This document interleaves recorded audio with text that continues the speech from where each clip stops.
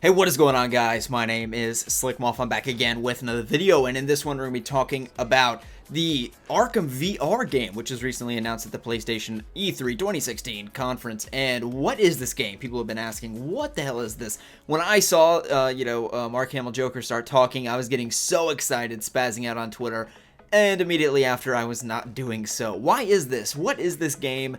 What is there to be excited about, if there's anything at all? I've got the breakdown for you. Batman Arkham VR is a PlayStation 4 exclusive, PlayStation 4 VR exclusive game. It'll take you roughly 1 hour to play through this experience, and it is supposedly or reportedly a detective story. So as a result, it does take place in the Arkhamverse. You have Mark Hamill returning in the role as the Joker, and again, it's going to take roughly an hour to play.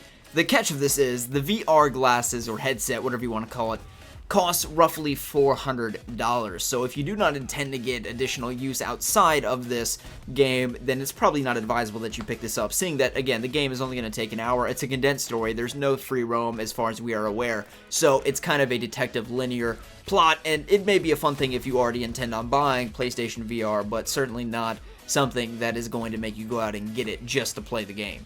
So, although there are already functioning VR systems such as Oculus Rift that work on the Xbox One, it seems as though this title does not have any interest in actually portraying or promoting Batman and the first-person experience of VR, or, being in the cowl or what have you. What it really more so is, without question, is a promotional piece for PlayStation VR to get players to ultimately buy the system. Now, to me, there's no economic incentive or fiscal incentive for me to do so, seeing that there's not really any games for it other than maybe a few. There's an exclusive Battlefront pilot mission that you can play if you have PlayStation VR, and there's this 1 hour Arkham DLC mini mode now, I guess, or they're calling it a full game, but it really is just a VR experience that's going to take you, again, about an hour to play through. So the incentive to buy this, which, by the way, it costs more than the actual PlayStation 4 itself, and you have to keep in mind that the PlayStation 4 in itself is going to be obsolete in basically 2 to 3 years, with the PlayStation Neo being confirmed, and Lord knows if they're going to make a VR 2 or how that's going to work, and from what I've seen, from what I've used of Oculus Rift and VR in general,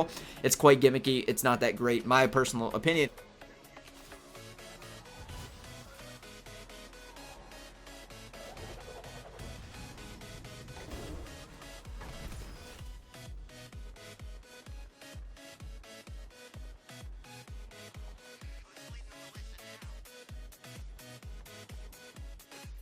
So this is what Rocksteady was likely teasing at the end of Arkham Insider, where they left us on that cliffhanger. So Sefton, are you saying categorically that this is the end of the road for Rocksteady and Batman? Well, Sefton, Albert. This is it. Batman Arkham VR, that's the game. It is a brand new Arkham game. I mean, you can't say that.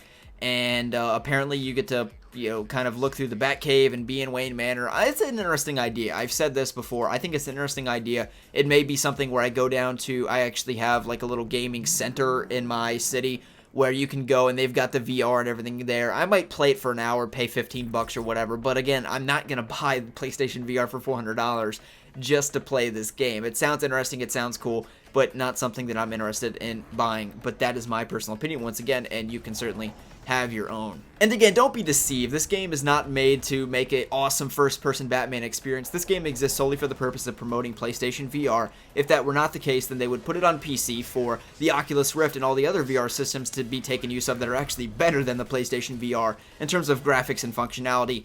But again, this game exists for one reason and one reason only. It's a promotional piece for PlayStation VR. So please do keep that in mind when you're asking these questions as to why isn't it on Xbox One? Why can't I use it with Oculus Rift on PC? It's because they didn't make it because they're just so passionate about making a first-person VR Batman experience. It's because they're getting paid a lot of money to make this game to incentivize purchasing of the PlayStation VR system for $400. Okay, hope you guys have enjoyed the video. Let me know your thoughts in the comment section below. If you have any other questions about Batman Arkham VR, then I can try to clear it up the best I can. I'm certainly not an expert, but as of right now, that's just about all we know. So hope you guys have enjoyed the video. If you did, feel free to give this one a thumbs up. We'll see you in the next one.